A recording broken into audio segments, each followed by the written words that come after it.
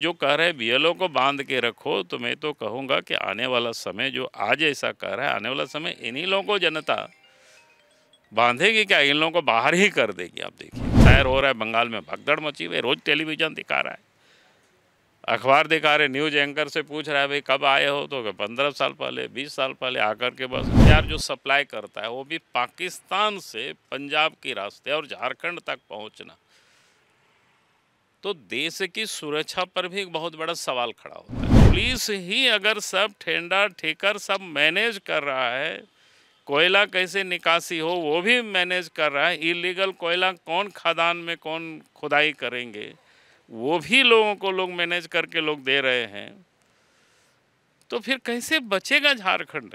वो व्यक्ति डीजीपी बनने की कोई पात्रता नहीं रखता हो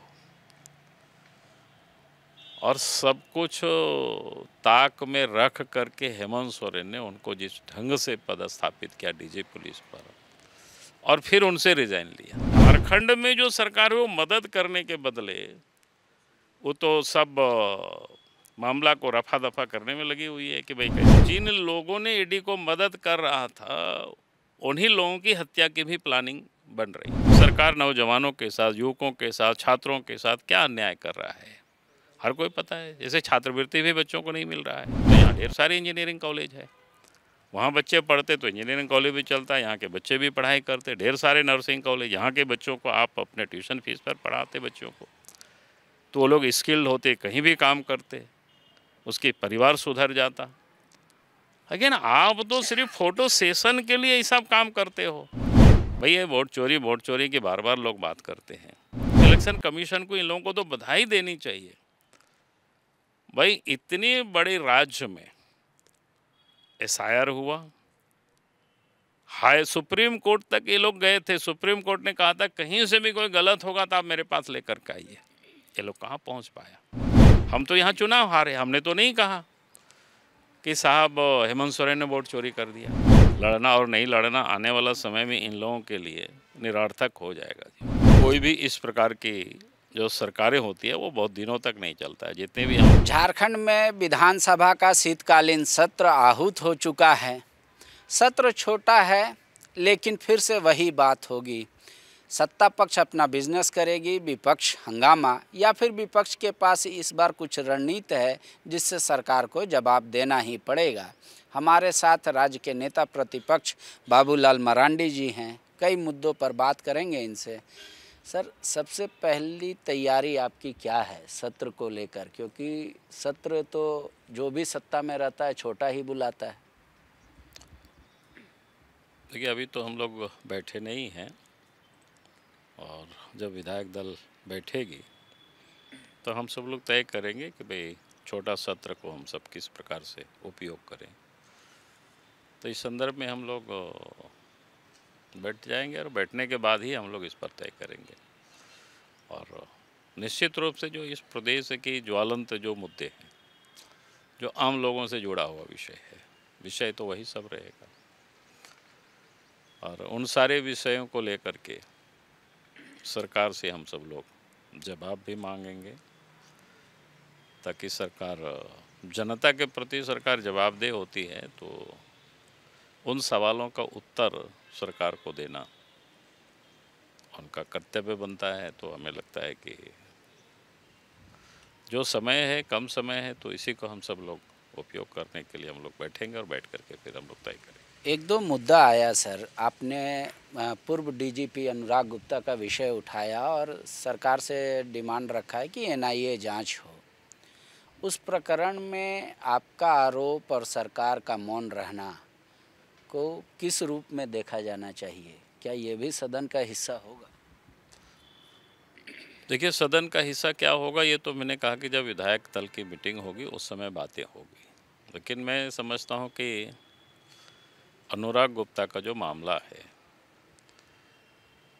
और मैंने बार बार इस बात को उठाया, अनुराग गुप्ता के त्यागपत्र लेने के बाद मैंने इस विषय को उठाया था, और हमने कहा कि भाई जिस जो राज्य के मुख्यमंत्री हैं पहले अनुराग गुप्ता का विरोध करते थे,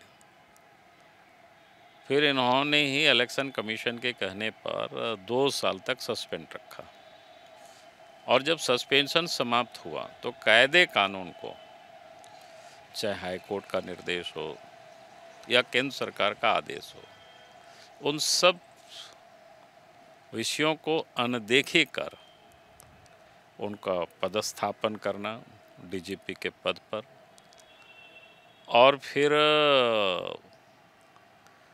उनकी सेवा विस्तार देना, और फिर अचानक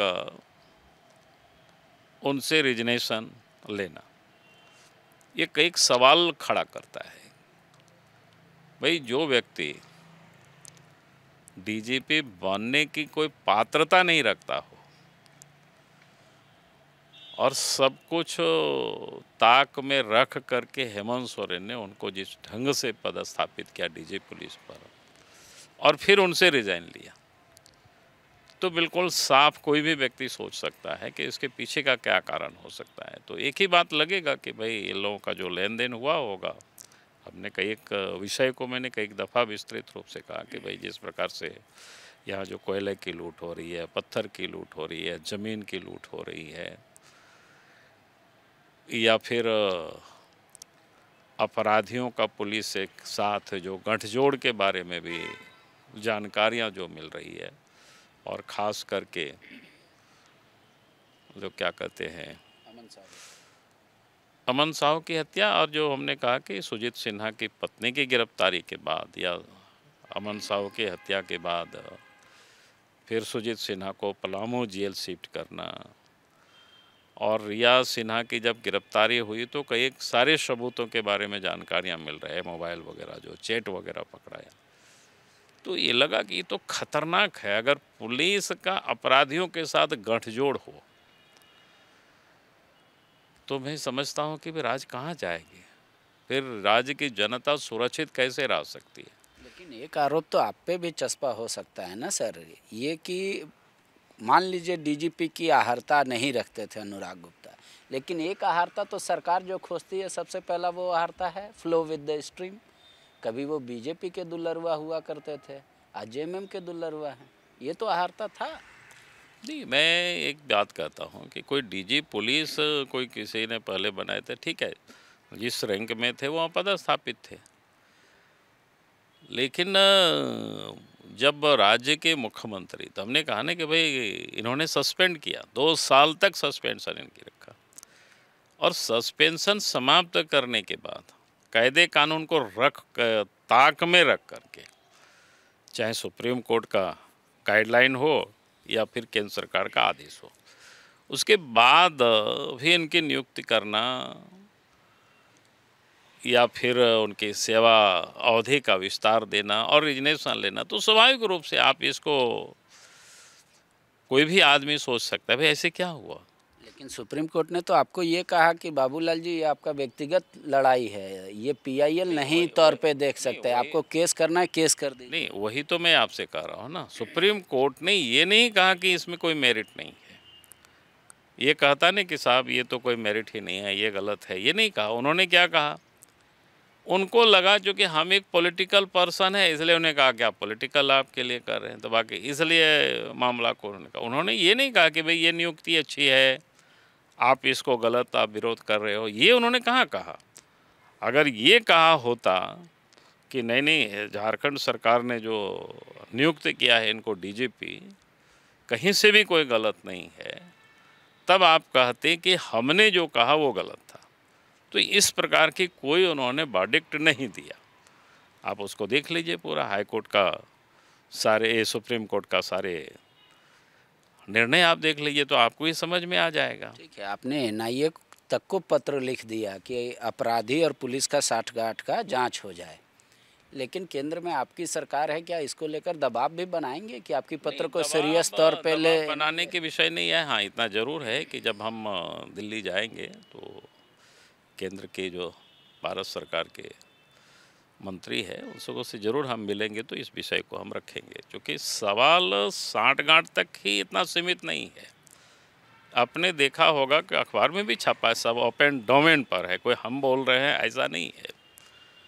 कि उन लोगों का जो हथियार कहाँ से आता था, पाकिस्तान से ड्रोन के द्वारा पंजाब के रास्ते यहाँ तक सप्लाई होता था।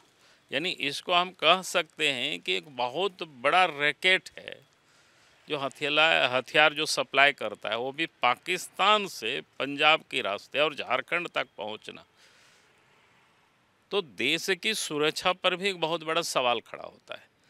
फिर वैसे आपराधिक ग्रुप के साथ राज्य के पुलिस प्रधान के अगर उनका साठगांठ दिखाई पड़ रहा है, तो फिर हम सब के लिए, सब देशवासियों के लिए चिंता का विषय है। तो इसलिए हमने कहा कि एनआई को हमने पत्र भी लिखा है, हमने कहा कि भाई इसकी जांच होनी चाहिए। लेकिन जेएमएम तो कह रही है कि अब बाबूलाल जी को त्याग दे देना चाहिए राजनीति से और राव का प्रमुख बना देना चाहिए। इस तरीके का खुफिया जानकारी रखते हैं, झूठ या सच ऐसा सरकमस्टांशियल एविडेंस पत्रकारों के सामने रखते हैं कि प्रथम दृष्टया तो कोई भी सामने वाला दोषी नजर आ जाए। देखिए, पहली बात तो मैंने कहा कि ये तो अच्छी बात है कि लोगों ने कोई ये बात तो नहीं कहा कि ये गलत है। वो कह रहे मन गढ़ंत है आपकी। अरे वही मैं कह रहा हूँ ना कि मन गढ़ंत है, तो फिर उसको डिटेल बताए ना। ये तो अखबार में भी छापा, तो अखबार के बारे में तो नहीं कह रहा है। उन्हें कहा कि भाई इनको रोका, ये प्रमुख बनाना चाहिए वगैरह वगैरह। इन्हें कहा, हमने कहा कि भाई उनकी जिस प्रकार से नियुक्ति हुई, उनका जिस प्रकार से संबंध हुआ, तो इस पर तो जांच होनी चाहिए ना। चाईबासा जेल से यानी कोल्हान जेल से सुजीत सिन्हा को पलामू वहाँ ट्रांसफ़र कर देना। भाई कोई भी अपराधी होते हैं, जिस क्षेत्र में उनका कार्य क्षेत्र होता है, अगर उनको तो वहाँ से बाहर किया जाता है और उसी क्षेत्र में अगर उनको उनकी अमन साहू की हत्या के बाद या इनकाउंटर के बाद उनको वहाँ पदस्थापित किया जाता है, तो सब झलकता है। यानी आप एक अपराधी को प्रोटेक्शन देने के लिए एक अपराधी को आप इनकाउंटर करते हैं। ठीक है, आप इलीगल माइनिंग की बात करते हैं कि कोयला चोरी हो रहा है, बालू पत्थर सब चोरी हो रहा है। जेएमएम का एक तर्क है कि भाई बीसीसीएल ईसीसीएल पे बाबूलाल जी कब मुंह खोलेंगे, क्योंकि वो उन लोग के संरक्षण में चोरी हो रहा है, बीजेपी के लोग चोरी कर रहे हैं। बोले हमारा तो कोई बनता ही नहीं है मामला ना। बोले कि सीबीआई ने पहले चार्जशीट किया बीसीसीएल को पार्टी बना के, आज तक परमिशन नहीं मिला उनको। और ये सब बात बताइए कि वहाँ पे केंद्र का ही लिया है, हमारा कोई लेना देना नहीं है कोयला। देखिए, पहली बात तो मैं कहूँगा कि आपने देखा होगा, कल परसों भी मैंने ट्वीट किया था, अभी धनबाद में कई ठिकानों पर शायद आज भी ईडी का छापा पड़ रहा है, या कल भी, अभी रुका कि नहीं रुका, कल मैं धनबाद में था। तो मैंने अपने लोगों से चलते चलते, क्योंकि एक शादी समारोह में हम गए हुए थे, तो उन लोगों से पूछे यार यहाँ तो बहुत छापा चल रहा है। बोला कि हाँ सर, आज भी चल रहा है। मैंने कल के बारे में बता रहा हूँ, आज के बारे में नहीं कह सकता हूँ। तो उसके बाद हमने थोड़ा तहकीकात करने की कोशिश की और मैंने ट्वीट भी किया है। ईडी ने जिन लोगों को पकड़ा था, जिनसे पूछताछ के बाद जो और ईडी जो छापामारी कर रही है, पता नहीं आगे और करेगी क्या करेगी, तो कर ही रहा है, केंद्र सरकार की वो एजेंसी है। जानकारी यहाँ तक मिला कि जिन लोगों ने ईडी को मदद कर रहा था, उन्हीं लोगों की हत्या की भी प्लानिंग बन रही थी। आगे वो बचेंगे कि नहीं बचेंगे, मैंने तो ट्वीट कर दिया, मैंने सरकार को सचेत कर दिया है। और उसमें मेरे पास जो खबर है, जो जानकारी है, गलत भी हो सकता है, मैं ये नहीं कह रहा हूँ कि मेरे पास जो जानकारी होगी सबके सब सत्य होगा। और उसमें बड़े बड़े लोग उसमें मतलब उस सच को समाप्त करने में लोग जुटे हुए हैं। लेकिन ये गंभीर आरोप आप लगा रहे हैं कि हत्या हो सकती थी। हाँ नहीं, मैंने तो कह ही रहा हूँ ना, हम तो ट्वीट भी किए हैं उसको कि एक अपराध को समाप्त करने में सरकार का काम था उसको सपोर्ट करना। लेकिन जानकारी मिल रही है जो पुलिस ऑफिसर्स वगैरह सब मिल करके, और ये बातें चल रही है कि भाई अमुक आदमी अगर जिंदा रह गया तो फिर हम सब लोग बचेंगे नहीं। तो इस प्रकार की जो बातें चलती है, और आप कह रहे हो कि भाई केंद्र सरकार क्या कर रही है? केंद्र तो अभी हमने कहा ना कि ईडी ने किया ही है छापामारी जगह जगह पर। आखिर ईडी के पास कोई तो सूचना होगी ना कि हाँ गड़बड़ी हो रही है, कौन कौन लोग गड़बड़ कर रहे हैं। तो जो एजेंसी कर सकती है वो कर रही है, वो बैठी हुई नहीं है। तो जो हत्या लेकिन आप सरकार को तो उसमें मदद करना चाहिए।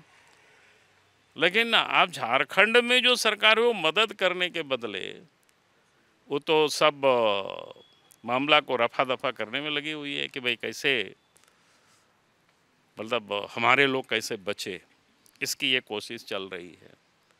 और ये दुर्भाग्यपूर्ण है। इसलिए ये बातें कोई कहना कि भाई ये सारे सेंट्रल का है, मैं मानता हूँ, लेकिन अगर राज्य सरकार मदद नहीं करेगी, राज्य के पुलिस मदद नहीं करेंगे, अगर पुलिस ही अगर सब ठेंडा ठेकर सब मैनेज कर रहा है, कोयला कैसे निकासी हो वो भी मैनेज कर रहा है, इलीगल कोयला कौन खदान में कौन खुदाई करेंगे वो भी लोगों को लोग मैनेज करके लोग दे रहे हैं, तो फिर कैसे बचेगा झारखंड के? कांग्रेस दो आरोप लगा रही है आप बीजेपी पर। एक तो कह रही है कि धनबाद में जो ईडी का छापा हुआ ये सब आप ही के लोग थे, उनसे आपका काम निकल गया तो आप ईडी को बोल दिया कि बाकी काम तुम कर लो। और दूसरा एसआईआर को लेके, पहले धनबाद के आरोप। देखिए, धनबाद का आरोप तो मैंने बार बार कहा और मैंने बार बार इस बात को कहता हूँ, भाई जब हम जीरो टॉलरेंस की बात करते हैं, चाहे कोई भी हो सके कोई लोग हमारे साथ भी संबंध रहा हो, लेकिन अगर वो गड़बड़ करेंगे तो फिर उनको छोड़ा नहीं जाएगा। कोई गड़बड़ करने के लिए किसी को तो लाइसेंस नहीं देंगे बीजेपी में। हम हर बीजेपी में जो भी रहते हैं उसको कहते भी हैं यार देखो ये सब काम मत करो, अच्छे काम करो। तो इसीलिए ये कहना और कांग्रेस इस प्रकार की आरोप लगाना, तो दोनों तरफ से वो बातें करता है। लेकिन बीजेपी कांग्रेस तो ये कह रही है कि बाबूलाल जी तो प्रमोशन दे देते हैं गड़बड़ करने वाले को पार्टी में। मैं कहाँ कह रहा हूँ, हमने तो कहा कि आज राज्य में तो उनकी सरकार है ना। अगर जो लगता है कि कोई गड़बड़ कर है तो जांच करावे। किसने उनको रोका है? राज्य सरकार को। राज्य सरकार को तो कोई हम रोकते नहीं, उनके पास सारी एजेंसी है, उनके पास एसीबी है, उनके पास सीआईडी है, उनके पास पुलिस है, उनके पास भी सारे मशीनरी है। अगर उनको लगता है कि भाई ये चीज़ें गड़बड़ है तो उस पर आप उसको ठीक कराइए उसको। ठीक है, आप लोग वोट चोर हैं, बिहार में वोट चोरी किया, ऐतिहासिक जीत दर्ज कर दे। बोला ऐसा स्ट्राइक रेट तो सचिन तेंदुलकर का भी नहीं है जिस तरीके से स्ट्राइक रेट बीजेपी का रहा। 100 लड़ते हैं 80 जीत जाते हैं, 84 जीत जाते हैं। बोले ये क्या है? ये दरअसल एसआईआर में आप जिग्नेश जी को बैठाए हैं इस तरीके से कि वही वोटर वोट करे जो बीजेपी को करे, बाकी सब वोटर ही ना रहे। बिहार में 2 चरणों में चुनाव हुआ और पहली दफ़ा, जो कि हम सब लोग भी आज से 25 साल पहले तो बिहार का हिस्सा थे और उसमें भी हमारा घर तो बिहार के बिल्कुल बॉर्डर पर है। उन्हें हमारे यहाँ से वॉकिंग जो 4 किलोमीटर पर हम बिहार चले जाते हैं। अगर कह सकते हैं कि हमारा बगल में कई गांव है तो अपना पेशाब पैखाना करने के लिए बिहार जाते हैं, उधर वाले लोग भी इधर आते हैं। कहने का मतलब इतना पास में है। और हमने कहा कि 25 साल पहले तो हम सब लोग भी बिहार में थे। इन 25 वर्षों में अगर उससे पहले की आप याद करें और इस बार के चुनाव 2025 का जो विधानसभा चुनाव बिहार में हुआ है, 2 चरणों में चुनाव संपन्न हुआ। एक भी पोलिंग बूथ पर कहीं कोई रीपोल नहीं हुआ। एक भी पोलिंग बूथ पर कहीं कोई से ने कोई शिकायत नहीं की कि भाई हमारा वोटर लिस्ट में नाम नहीं था इसलिए हम वोट देने से वंचित रह गए। फिर किसकी ये लोग बात करते हैं? तो हम तो चाहेंगे कि राहुल गांधी, तेजस्वी या और भी जो लोग हैं इसी प्रकार की राजनीति करे, तो कम से कम देश की जनता तो बढ़िया से समझती है इन लोगों को। जब बिहार में इन लोगों की जब सरकारें होती थी, कितना खून खराबा होता था, कितना बूथ लूटा जाता था, हर किसी ने देखा। अभी तो इलेक्शन कमीशन को इन लोगों को तो बधाई देनी चाहिए। भाई इतनी बड़ी राज्य में एसआईआर हुआ, हाई सुप्रीम कोर्ट तक ये लोग गए थे। सुप्रीम कोर्ट ने कहा था कहीं से भी कोई गलत होगा तो आप मेरे पास लेकर के आइए। ये लोग कहाँ पहुँच पाया? इलेक्शन में सबको ही पता होता है, हर पॉलिटिकल पार्टी के एजेंट रहते हैं पोलिंग बूथ पर। अगर कोई गड़बड़ हो रहा है, कोई 2 नंबर वोटर डाल रहे हैं, किसी का वोटर हट गया तो कंप्लेन वहाँ करता है प्रिजाइडिंग ऑफिसर के पास। तो आज तक कहीं कोई शिकायतें नहीं सुनाई पड़ा। तो इतना शांतिपूर्ण ढंग से जो चुनाव संपन्न हुआ, तो इसके लिए तो इलेक्शन कमीशन को मैंने उन लोगों को बधाई देनी चाहिए। लेकिन अब उन लोगों को विरोध करना है तो करते रहो यार, अच्छी बात है, कम से कम लेकिन जनता। कह रहे हैं बीएलए तो मिनिमाइज कर सकता है, लेकिन आप जिस तरीके से चुनाव आयोग एक्ट करता है, बीएलओ एक्ट करता है, उसको रोका पूरी तरीके से ख़त्म हमारे बीएलए नहीं कर पाएंगे ना।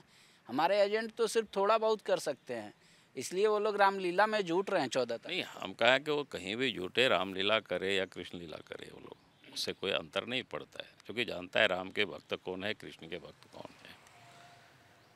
ये लोग लीला करे मैदान में, रामलीला में करे या कृष्ण लीला में करे, कुछ भी करे, इन लोगों से क्या अंतर पड़ता है भाई। वास्तव में आपको ये बताना पड़ेगा ना। मैं तो आप लोगों से भी कहूँगा भाई, ये वोट चोरी की बार बार लोग बात करते हैं। आप जहाँ चुनाव हो गया, बिहार ही चुनाव हो गया या झारखंड में भी, स्वतंत्र भारत में जितना रिटर्निंग ऑफिसर हुए हैं, जो भी आज जिंदा होंगे या एट प्रेजेंट भी, आप उन लोगों से पूछिए यार भाई वोट चोरी कैसे हो सकता है, तो वो लोग आपको ठीक से बता देंगे। हमसे मत बात करो, हम तो यहाँ चुनाव हारे, हमने तो नहीं कहा कि साहब हेमंत सोरेन ने वोट चोरी कर दिया। हम तो जो पता है कि भाई किस लोग कहाँ कहाँ क्या क्या वोट कौन डालता है, किसको डालता है, इतना तो हम लोग राजनीति करते हैं, इतने तो बच्चे नहीं, हमारे भी संगठन है। अभी हम लोग घाटशिला चुनाव हारे, हमने तो नहीं कहा कि भाई हेमंत सोरेन ने वोट चोरी किया, हम तो नहीं कहा। हम कोशिश कर रहे हैं भाई, जहाँ पर हम कम पड़े हैं आगे हम कोशिश करेंगे वहाँ मजबूत करें, समाज को अपने साथ खुद जोड़ें। लेकिन आप जब हार जाते हो तो आप चिल्लाते हो। भारतीय जनता पार्टी चुनाव नहीं हारी, ऐसा नहीं है। अब 2004 में अटल बिहारी वाजपेयी जी देश में हमारी सरकार थी एनडीए की, चुनाव हार गए तो किसी ने तो कोई नहीं कहा कि भाई वोट चोरी हो गया। 2009 में भी चुनाव हार गए। कांग्रेस तो दहशत में है ना सर। वो तो कह रहे, इरफान जी हैं यहाँ मंत्री, उन्होंने तो यहाँ तक कहा है पब्लिक से कि भाई बीएलओ आए तो उसको पकड़ के रखो घर में, हम आएंगे तब छोड़ना। उसके बाद वो लोग इस विचार पे हैं कि अब बीजेपी सिर्फ चुनाव लड़े, वहाँ वो प्रत्याशी देगी ही नहीं कांग्रेस। तो वो तो कैबिनेट मंत्री हैं। चलो जब नहीं लड़ेगा उस समय देखा जाएगा। इन लोगों ने ऐसे ही इन लोगों को जनता रिजेक्ट कर रही है। लड़ना और नहीं लड़ना आने वाला समय में इन लोगों के लिए निरर्थक हो जाएगा जीवन में, क्योंकि आपने देश और समाज के लिए क्या किया है कि आपको जनता वोट देगी। लंबी समय तक आपने राज किया था देश में साहब, गांव तक आपने सड़कें नहीं पहुंचा पाया, घरों तक बिजली आपने नहीं पहुंचा पाया। आज भी आपकी सरकार है, आपने पीने के पानी, शुद्ध पानी लोगों को उपलब्ध नहीं करा पा रहे, तो आप को क्यों वोट देंगे? सिर्फ इसलिए कि कुछ जाति वर्ग जो आपके साथ आपने जोड़ रखा है बीजेपी के अगेंस्ट में।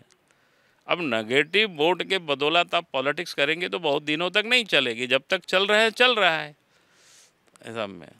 तो इसीलिए आप जो कह रहे हैं बीएलओ को बांध के रखो, तो मैं तो कहूँगा कि आने वाला समय जो आज ऐसा कह रहा है, आने वाला समय इन्हीं लोगों को जनता बांधेगी क्या, इन लोगों को बाहर ही कर देगी। आप देखिएगा वो भी समय आ रहा है, क्योंकि जिस ढंग से आज़ादी के 70-75 वर्षों से ये लोग एक धर्रे पर राजनीति कर रहे हैं, तुष्टीकरण की राजनीति। भाई इलेक्शन कमीशन एसआईआर में क्या कर रही है? यही तो कर रही है ना, वोटर लिस्ट का शुद्धिकरण। भाई जो लोग मर गया उनका नाम हट जाए, जो लोग यहाँ से कहीं और जगह चले गए, यहाँ उनका नाम पड़ा, वो नाम हट जाए।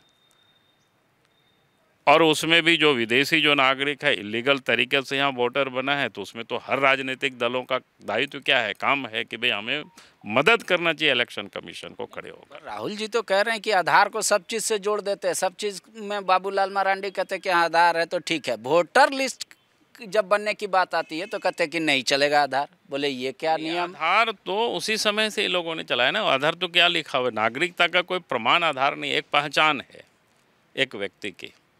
मनोज पांडे की एक पहचान है आधार कार्ड, लेकिन नागरिकता की पहचान नहीं है वो आधार।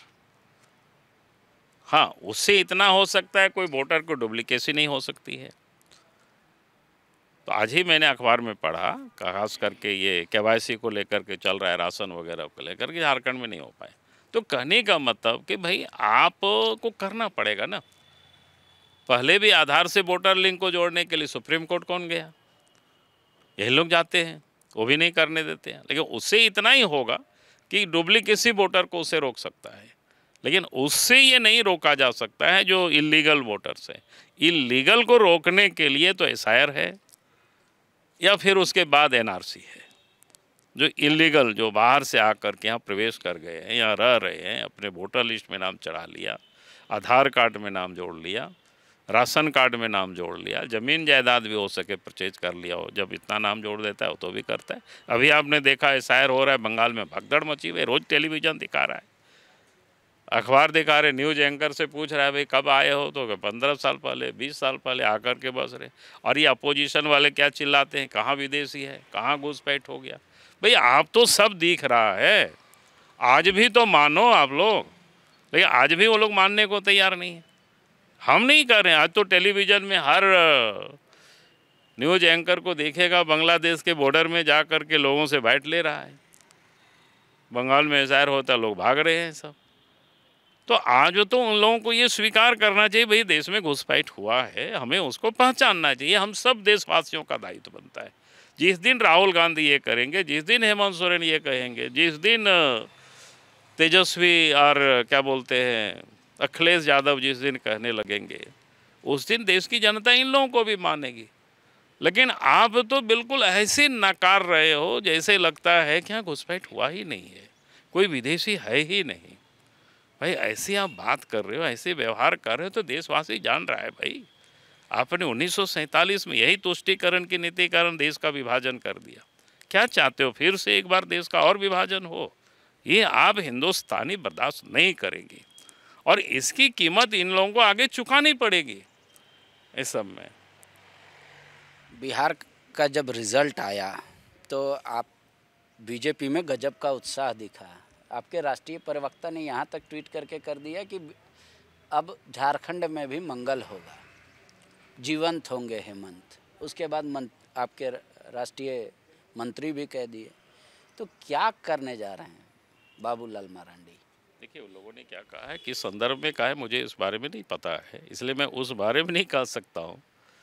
नहीं, लोग कह रहे हैं कि हो सकता है कि बाबूलाल जी हेमंत जी एक ही साथ कुर्सी पे बैठेंगे, ऐसा अनुमान लगाया जा रहा है उनकी ट्वीट के बाद। क्या ये सच है? देखिए अनुमान पर मैं कुछ भी नहीं कहता हूँ और मुझे क्या लगता है कि इस प्रकार की बातें ऐसे ही चलते रहता है, आज से नहीं चल रहा है, राजनीति में जब से चलता है तब से चलते रहता है, लेकिन उससे अधिक इसका कोई मतलब नहीं होता है घर में। हेमंत जी पे जिस तरीके से आप मुद्दों को लेकर एग्रेसिव होते हैं, कुछ युवा आपसे नाराज़ हैं ये कहते हुए कि बाबूलाल जी हम लोगों को प्राथमिकता में रखना चाहिए, ये दूसरा मुद्दा को लेके प्राथमिकता में रखते हैं। रोज़गार सचमुच एक विषय है, तो क्या बीजेपी इस मुद्दे पर सरकार को सिर्फ इसलिए नहीं घेरना चाहती कि आपका भी दामन इसमें साफ नहीं है? नहीं, ऐसा नहीं है। पहली बात तो मैं कहूँगा कि भाई झारखंड में इतने सारे मुद्दे हैं और आपने जिस छात्रों के बारे में बताया, बार बार हम लोग इस विषय को उठाते हैं, कई प्रकार से इस विषय को उठाते हैं। एक तो उन्होंने छात्रों के साथ क्या क्या किया हम सबको पता ही है, पिछले बार भी और इस बार भी। पिछले बार भी क्या कहा था कि स्थानीय नीति, नियोजन नीति, जो खाली पद है उसमें नियुक्ति करेंगे, कितना लाखों के बारे में 5 लाख शायद ऐसा कहा था कि हम इतना नियुक्त करेंगे, रोजगार देंगे, नहीं तो फिर भत्ता देंगे। ये सारी बातें कोई दुनिया में जानती है। हम लोग इस बात को बार बार बोलते हैं, हमारा काम क्या है? बोलना, आवाज़ उठाना। सदन में भी हम लोग आवाज़ उठाते हैं और सदन से बाहर भी आवाज़ उठाते हैं। परीक्षा में जितनी गड़बड़ियाँ होती है उसको लेकर के भी आवाज़ उठाते हैं। आपने देखा होगा कि अभी क्या बोलते हैं CGS की जो गड़बड़ी हुई, घपला हुई, कोर्ट में मामला शायद अभी लंबित है, जजमेंट शायद अभी सुरक्षित रखा गया है, लेकिन बात शायद पूरी हो गई। उसके बाद भी किसी एक की यूपी के STF ने को गिरफ्तार किया और एक को अनीस नाम करके कोई है व्यक्ति जिसको अभी तक गिरफ्तार नहीं किया, नहीं सरकार बचा रही है, जो कि मेन किंग पिंग थे। उनकी भी गिरफ्तारी तब हुई जब हाईकोर्ट में बहस पूरी हो गई, उससे पहले नहीं गिरफ्तारी हुई। और वो भी यहाँ की पुलिस ने नहीं किया, वो तो यूपी में ATS ने, वहाँ ने भी गिरफ्तारी हुई। तो आप सोच सकते हो कि भाई लगातार हम सारे लोग इस विषय को उठाते ही हैं सदन में। हाँ, छात्रों का स्वाभाविक है उनकी तकलीफ़ होना, क्योंकि उनको लगता है कि यही विषय रोज़ उठते, तो हमारे सामने तो कल यहाँ है, परसों वहाँ घटनाएं घट जाती है, तो हमें उसको भी उठाना पड़ता है। तो इसलिए हमने कहा कि एक ही विषय को लेकर के हम नहीं चल सकते हैं पॉलिटिकल पार्टी, क्योंकि राज्य में अनेक प्रकार की समस्याएं हैं। लेकिन बच्चे कह रहे टेट का एग्ज़ाम कई वर्षों से नहीं हुआ, कोई परीक्षा नहीं निकल रहा है। जो कोर्ट में एफिडेविट करके कैलेंडर जारी किया गया था जेएसएससी के द्वारा, उसको भी वापस ले लिया गया, कोई फ्रेश कैलेंडर नहीं है। तो बच्चे कह रहे हैं कि हम अगर गांव से चावल बेच के या आलू बेच के आके यहाँ टाउन में पैसा लगा रहे हैं, लाइब्रेरी में पैसा दे रहे हैं, पर आगे कब तक हमको तैयारी करना होगा ये पता नहीं। देखिए, कब तक करना होगा ये उत्तर तो सरकार को ही देगी, लेकिन सरकार मैं कह रहा हूँ ना भाई, इतनी वर्षों 6 साल से तो हेमंत सोरेन मुख्यमंत्री अब है भाई, ये तो कम से कम प्रत्येक साल ये तो एग्ज़ाम कंडक्ट कर ही सकती थी, लेकिन नहीं कर रही है।